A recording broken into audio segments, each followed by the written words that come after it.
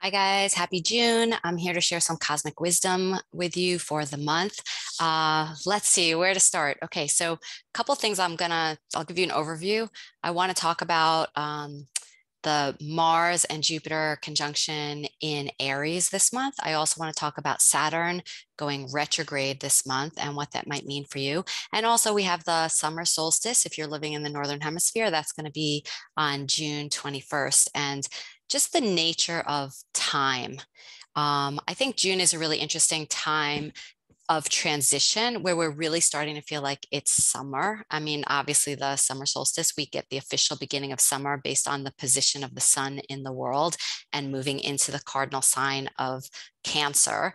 But there's some quality besides the astrology and the astronomy and that there's a quality, an energy of this shifting feeling of time as the days get really long and we enter summer mode. For a lot of us, if we are parents, there's a definite shift between the school year and the summer vacation mode for whatever our kids are doing. For some of us, that affects us directly in our careers. I happen to teach teenagers, so I am on a school year schedule. So June comes along and I'm like, there's like more spaciousness in my schedule.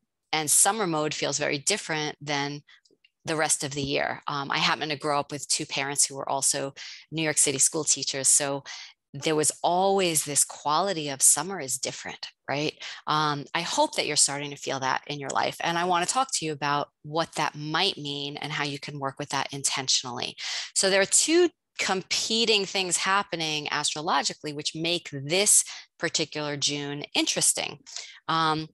The first thing is that Jupiter just moved into Aries and Mars is also in Aries. Mars rules Aries. It's home. It is, it's sign there. It's very powerful. Mars is action, action, action. Jupiter is having a vision of what's possible, of feeling really positive and uplifted. And this feels meaningful to me on a soul level, on a spiritual level. Like this is something I really dream and want. And then Mars is about your goals and being into action around those goals. So Mars and Jupiter together in Aries is very much about jumping in and getting stuff done and taking action and making stuff happen in your life. It's a really great energy, especially if you've been feeling kind of lethargic and kind of like unmotivated and not sure what you want to tackle and what you want to do, or maybe there's a sense of what you want. Jupiter has just come out of Pisces, which is big visioning. Maybe you have a vision of really what you want, what would make you happy, what might be next for you, but you haven't had the like the pulling yourself up to get it done and to take action. Well, with Mars there now, and with Jupiter having moved in out of, kind of dreamy, kind of idealized Pisces into Aries, which is about directness and assertiveness and like, let's go, let's go. You might be feeling like now's really the time, to take action and make something happen, which is a great energy.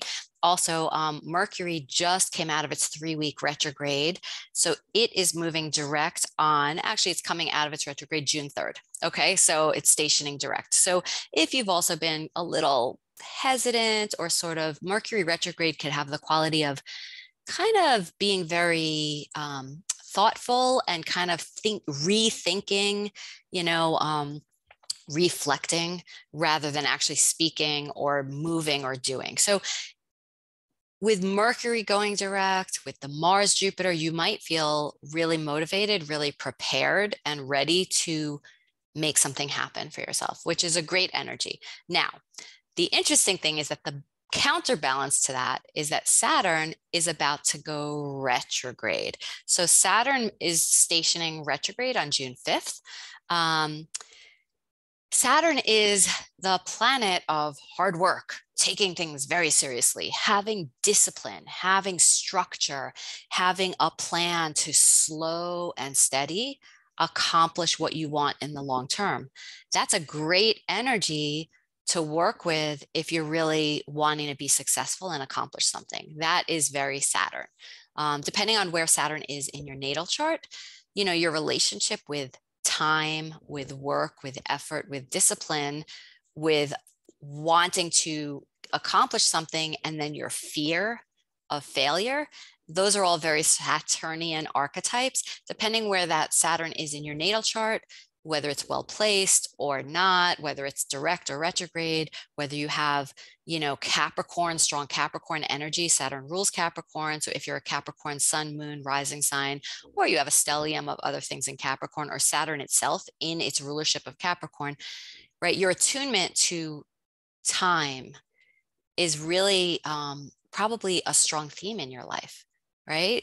For some people, maybe not, depending where Saturn is, but it might be really interesting and worthwhile to look at where your natal Saturn is to understand, how do I work with my own sense of self-discipline, structure, boundaries, that slow, steady, persistent ability to follow through on a commitment. When Saturn goes retrograde, there might be a hesitance to do work. There might be a hesitancy around committing. There might also be a rethinking of, am I really committed to this? Do I really want to give my time and effort to this? Am I really willing to work this hard for this goal?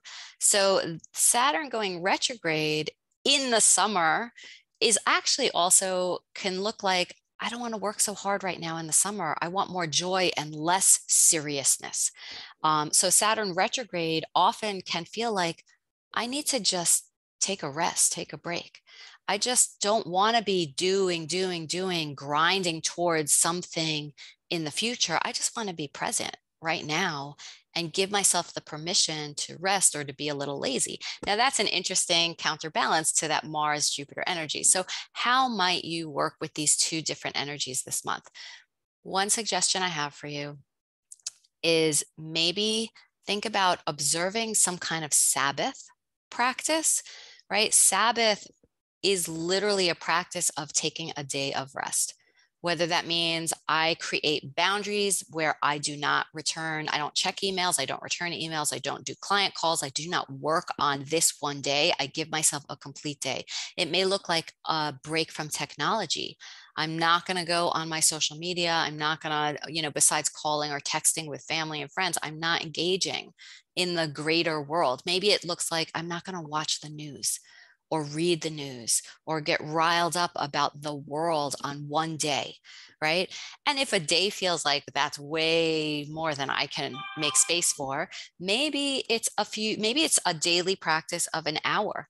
You set aside an hour where this is an hour for me to have a different quality and mode of relating to my life, where it's not about work. It's not about accomplishing, it's about being versus doing. So do with your Mars Jupiter. What do I want to get done? Be productive, be energized, use that energy positively, but also create boundary where you say, you know what? I'm done by this time in the evening. I'm not going to let my work and my mind and all the productive stuff I feel I need to get done. I'm not letting that bleed over into my entire day. I'm not letting it affect my sleep. I'm not going to let it go into my weekend. So setting those boundaries is very Saturn retrograde. And that Saturn will be retrograde the whole summer. So there's also this feeling of, can you take a sabbatical? Can you take a vacation? Can you set aside time to not be in the grind, right? So those are the main things I wanted to leave you with. I wanted to actually offer a little spiritual practice that you might also attempt to integrate somehow into this month for yourself.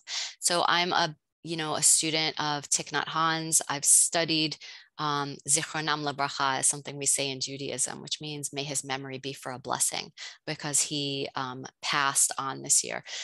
But I've studied at his monastery, Blue Cliff Monastery in upstate New York.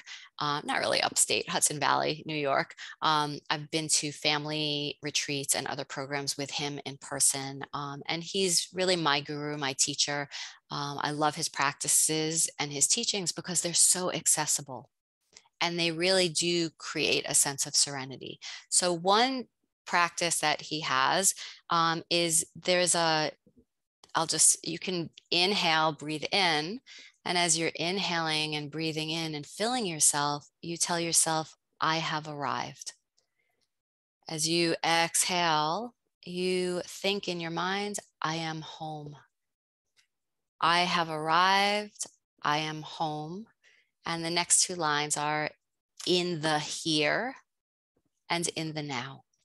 So inhaling, I have arrived. Exhaling, I am home. Inhaling in the here, exhaling in the now. Why is this so powerful?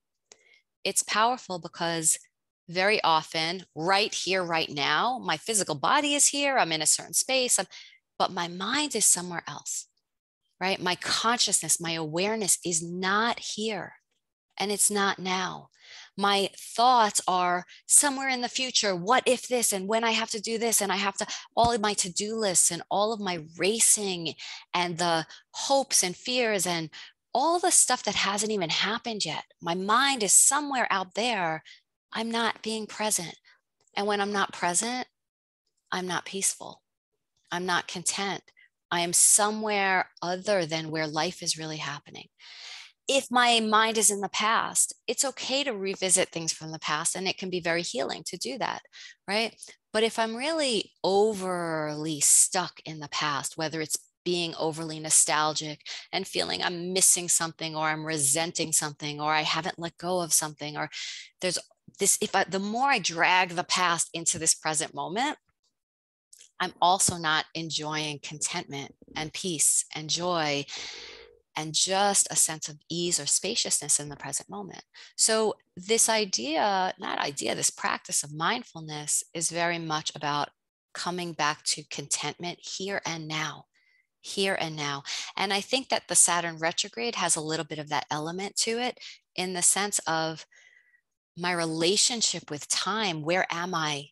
Where am I in time? Am I in the past? Am I in the future? Am I in the present?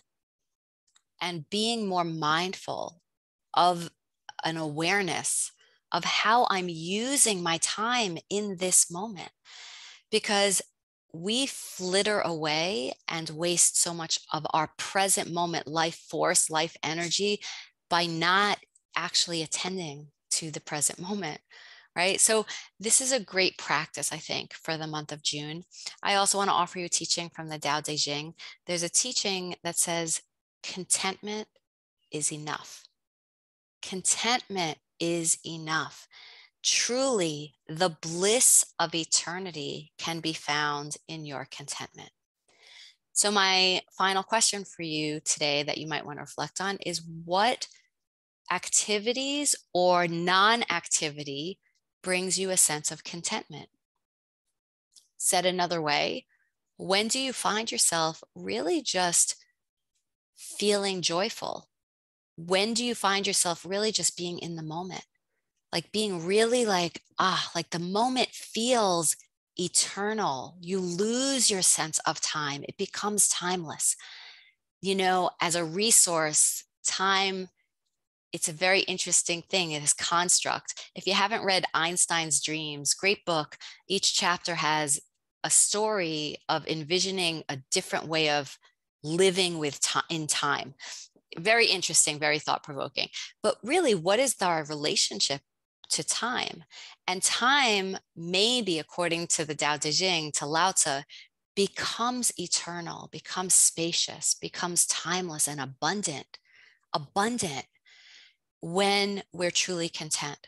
So maybe this month, leaning into what brings you contentment, whether that's time with your friends and family, whether that's time alone, whether that's time in nature, whether that's time walking gently on the earth with awareness, listening, looking, smelling, being in the presence of what you're actually, sensing and perceiving, right? Whether that's time setting aside 5-10 minutes a day to journal with gratitude, or 5 to 10 minutes a day to sit on your mat or on your cushion to breathe and be present to what your inner world is, presenting to you. Those are my suggestions. I wish you all a happy solstice on June 21st, longest daylight hours of the year. You might want to offer a ritual on that day or on that evening, or spend time with friends, rejoicing, celebrating in whatever way is good for you. As always, I'm here for you. If you want to reach out, I'm happy to look at anything with you in your chart, maybe do a reading for you for the solstice, for the summer months. What would bring you joy and contentment? If you want to talk about that through coaching and explore that with me, I'm here for you guys. All right, sending lots of love, light, and abundance your way, and have a wonderful June.